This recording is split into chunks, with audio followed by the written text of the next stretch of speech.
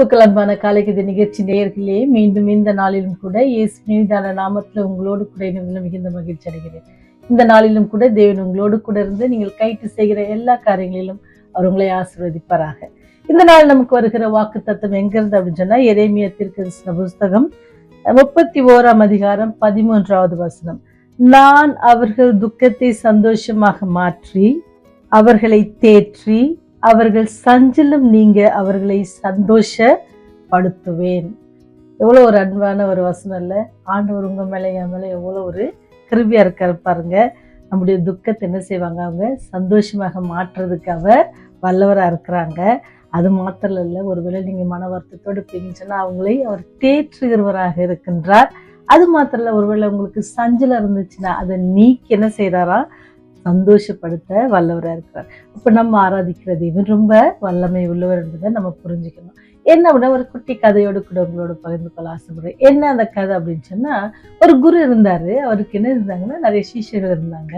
அப்படி இருக்கும்போது அங்க அப்படியே ஒரு இடம் விட்டு அப்படி பயணம் பண்ணி போயிட்டு இருக்கிறாங்க. அப்படி போகும்பொழுது ஒரு இடத்துல வந்தாங்க. அங்க ஒரு பெரிய ஆலமரம் இருந்துச்சு. சரி, அவங்க தன்னுடைய சீஷர்களை நோக்கி சொன்னாங்க, நம்ம எல்லாரும் இங்க கொஞ்சம் நேரம் என்ன செய்வோம், ஓய்வு எடுத்துட்டு போகலாம். ஏன்னா பக்கத்துல ஆறும் ஓடுது, கொஞ்சம் நமக்கு நல்லா இருக்கும் அப்படின்னு சொல்லி அவங்க என்ன செஞ்சாங்க, அதை அமர்ந்து அப்புறம் அப்படியே அவர்களுக்கான செய்திகளை, அவங்களுக்கு அறிவுரைகளை எல்லாம் அவர் வந்து குரு கொடுத்துட்டு இருந்தார். அப்படி கொடுத்துட்டு இருக்கிற நேரத்துல என்ன ஆச்சு அப்படின்னு சொன்னா, அவர் அந்த ஒரு சிஷியனை அழைத்து என்ன, சரி நீங்க எனக்கு குடிக்க தண்ணி அந்த ஆற்றுல போய் எடுத்துட்டு வாங்க அப்படின்ட்டு சொன்னார். அப்ப இவங்க என்ன செஞ்சாங்க, தங்கிட்ட இருந்த ஒரு கொஞ்சம் பாத்திரத்தை எடுத்து என்ன செய்யறாங்க, போறாங்க. அங்க போய் பார்த்தா என்ன ஆச்சு அப்படின்னு சொன்னா, அந்த நேரத்துல என்ன ஆச்சுன்னா, அங்க தண்ணி ரொம்ப கலங்கி இருந்துச்சு. ஏன் கலங்கி இருந்துச்சு அப்படின்னா, இவங்க போய் கொஞ்சம் சேர்றதுக்கு கொஞ்ச நேரத்துக்கு முன்னாடிதான் ஒரு மாட்டு வண்டி என்ன செஞ்சுச்சு, அந்த ஆற்றை கடந்து அந்த பக்கம் போனதுனால கீழே இருந்து சகதி எல்லாம் பண்ண தண்ணி என்னது ரொம்ப கலங்கி இருந்துச்சு.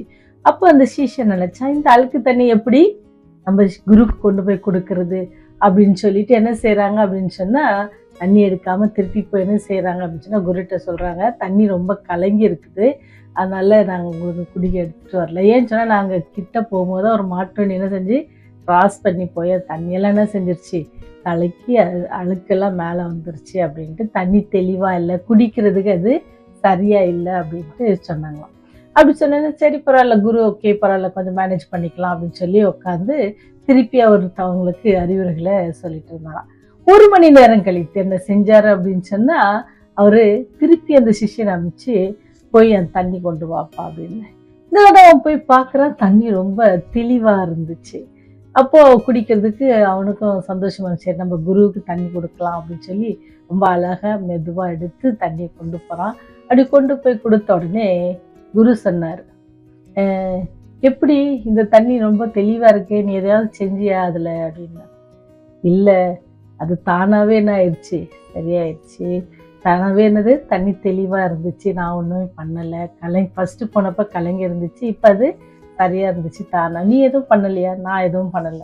அப்பதான் குரு சொன்னாரா சிஷ்யன்ட்ட, பாத்தியா நீ ஒன்னும் பண்ணல, கொஞ்ச நேரம் நீ அமைதியா இருந்த அப்படின்னு சொன்னா என்ன ஆச்சு, அதுவே தானா என்ன செஞ்சிருச்சு, அந்த தண்ணி நல்லா சரியாயிருச்சு. அதனுடைய அழுக்கெல்லாம் கீழே போயிட்டு தண்ணி மேல ரொம்ப நல்லா நமக்கு குடிப்பதற்கு தெளிவாக கிடைச்சிச்சு இல்லையா அப்படின்னு சொன்ன.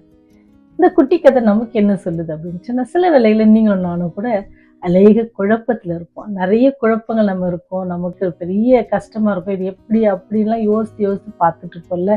அந்த குழப்பங்கள் நீங்கிறதுக்கு நம்ம என்ன செய்யணுமா, அமைதியா இருக்கணும். ஏன்னு சொன்னா, நம்ம ஆராதிக்கிற தேவன், அவர்கிட்ட நம்ம விட்டுட்டோம் அப்படின்னு சொன்னா, நம்முடைய பிரச்சனைகளை அவர்கிட்ட விட்டுட்டோம்னு சொன்னா, அவர் என்ன செஞ்சுவாங்க, பொறுப்பேற்று எல்லாவற்றையும் நீக்க அவர் வல்லவராக இருக்கிறார்.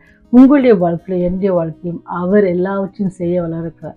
அதுதான் வசனம் கூட சொல்றது இல்ல, நான் உங்களுக்கு சொல்லலையா, பயப்படாதீங்க, திடன் கொள்ளுங்க, நான் உங்களோட கூட இருக்கேன், நீங்க போகும் இடமெல்லாம் உங்களோட கூட வருவேன்னு சொன்ன கர்த்தர்னு சொல்றாரு. அதே தேவன் நம்மோட கூட இருக்கிறார். அவர்தான் நான் தான் சொல்றாருல, நான் அவர்கள் துக்கத்தை, உங்களுடைய பிரச்சனைகள் ஒருவேளை பெரிய பிரச்சனைகளா இருக்கலாம், கலங்கி போயிருக்கலாம், அதுல இருந்து எப்படி வெளியே வர்றது அப்படின்னு கூட தெரியாம இருக்கலாம். ஆனா ஆண்டவர் சொல்றாரு, கலங்காதீங்க, நான் இருக்கிறேன், உங்களோட கூட நான் இருந்தேன்னு செய்வேன், உங்க துக்கத்துல நான் சந்தோஷமாக மாற்றுவேன் அப்படின்னு சொல்றாரு. ஒருவேளை கலங்கி போயிருக்கிற உங்களோட வாழ்க்கை, நிம்மதி இல்லாத உங்கள் வாழ்க்கை, வியாதியோடு கஷ்டப்படுகிற உங்கள் வாழ்க்கை, எல்லாவற்றையும் மாற்ற வல்லவர் ஒருவர் இருக்கிறார். அவருடைய பாதத்துல நீங்க கொடுத்துட்டீங்கன்னா நீங்க சும்மா இருந்தா போதும். கொஞ்ச நாள், ஒருவேளை அது மாதங்களா இருக்கலாம், வருடங்களா இருக்கலாம், கடந்து போகணும்.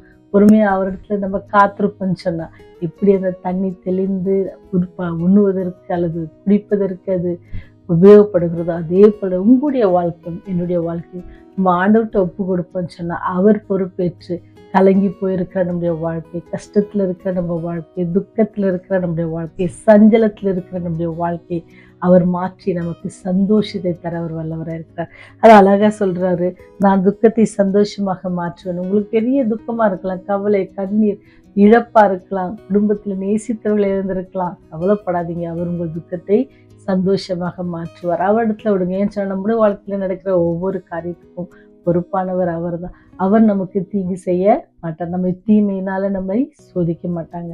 அவங்க எல்லாவற்றையும் அந்த தீமையிலிருந்து நம்மை நன்மை காணும்படி செய்ய அவர் வல்லவராக இருக்கிறார். அதனால அவர் சொல்றாரு, அவர்களை தேற்றி, உங்களை தேற்றுவதற்கு ஒருவர் காத்து கொண்டிருக்கிறார். உங்களை தேற்றுவதற்கு, உங்களை சந்தோஷமாக வைத்துக் கொள்வதற்கு ஒரு ஆயத்தமா இருக்கிறார். இப்போ நாம செய்ய வேண்டியது என்ன? கலங்கி இருக்குதே அப்படின்னு சொல்லி கவலைப்படாம கொஞ்சம் பொறுமையா இருங்க.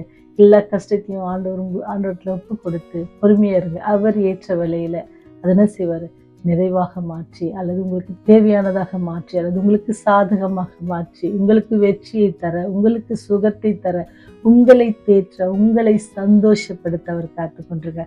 அப்பேற்பட்ட தேவனை இன்னைக்கு நீங்க உங்க சொந்த ரட்சகராக ஏற்றுக்கொண்டிருப்பீங்கன்னு சொன்னா அவரை பற்றி கொள்ளுங்க. ஒருவேளை இவ்வளவு நாள் அந்த தெய்வத்தை நான் அறிஞ்சதில்லை அப்படின்னு சொன்னா இன்னைக்கு அவரை அறிந்து கொள்ளுங்க, அவரை பற்றி கொள்ளுங்க. அவரை எல்லாவற்றையும் மாற்றி போட்டு உங்களை சந்தோஷப்படுத்துவார். உங்களுக்கு இருந்த எல்லா பிரச்சனையும் நீக்கப்பட்டு உங்களை சந்தோஷப்படும். ஒருவேளை கஷ்டங்களை நாம தாண்டி வர சூழ்நிலை இருந்தாலும் அவர் நம்மோட கூட இருந்து நம்மை பலப்படுத்துவார். அதை சொல்லலை, விடன் கொள்ளுங்க, பயப்படாதீங்க, நான் இங்கே போற இடம்லாம் நான் இருப்பேன் அப்படின்னு யாக்கோபுக்கு சொன்னது போல இன்னைக்கு ஆண்டவர் நமக்கும் சொல்லுகிறார். அந்த தேவனை பற்றி கொள்வோமா? ஜெபம் செய்வோம். கிருபை நிறைந்தவரே, இரக்கத்தில் ஐஸ்வர்யம் உள்ள தகப்பனே, இந்த நாளிலும் கூட நீ கொடுத்த வாக்கு தத்துவதற்காக நன்றி செலுத்துகிறோம் ராஜா. நீர் எங்களை துக்கங்களை சந்தோஷமாக மாற்றுகிறவர், எங்களை தேற்றுகிறவர், எங்களை சந்தோஷப்படுத்துகிறவர் நீர் இருக்கிறீர் என்பதை நாங்கள் உணர கிருபை செய்ததற்காக நன்றி செலுத்துகிறோம் தகப்பனே. நாங்கள் இதை குறித்தும் கவலைப்படாதபடிக்கு பொறுமையோடு காத்திருந்து எங்களுடைய எல்லா காரியத்தினுடைய கரத்துல ஒப்பு கொடுக்கிறோம். இந்த நாள் முழுதும் எங்களோடு கூட இடைப்படுங்க. எங்களுடைய குற்றம், குறைகள், பாவங்கள் எல்லாவற்றையும் மன்னித்து உடைய ராஜ்யம் வரும்பொழுது எங்களை நினைத்தள்ள வேண்டுமோ இயேசுவின் வழியாய் ஜெபிக்கிறோம் ஜீவனுள்ள பரலோக பிதாவே. ஆமென். ஆமென்.